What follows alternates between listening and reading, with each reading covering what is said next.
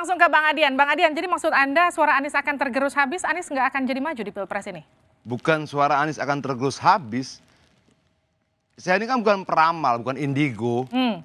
Kita ngelihat angka-angka, kalau kita bicara survei ya kita bicara tren. Dari bulan ke bulan, dari survei ke survei, tren Anies turun terus.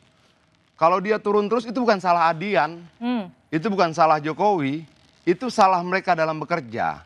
Kalau kemudian saya katakan nanti kemungkinan cuma tinggal 2 calon, lalu ada yang marah-marah, menurut saya itu buruk rupa cermin dibanting.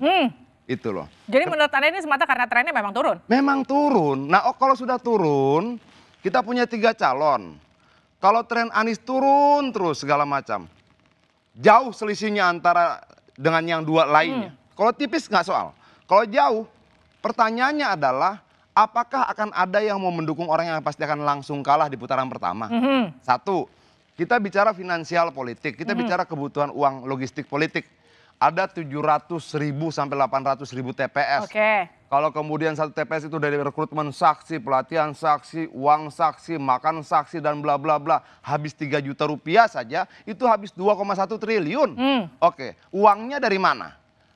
Makanya KPU dengan PKPU membuka peluang untuk ada donatur kampanye. Orang boleh menyumbang, perusahaan boleh menyumbang, perorangan boleh. Ada nggak yang mau nyumbang? Kalau kemudian angka-angka itu mengatakan bahwa mereka akan kalah di putaran pertama. Apakah ada kemudian orang yang mau menyumbang yang pasti kalah di putaran pertama berdasarkan angka-angka loh? Itu loh. Itu aja. Jadi menurut Anda ini berdasarkan hitung-hitungan, bukan asal ngomong aja begitu ya? Loh, Adian itu bukan indigo.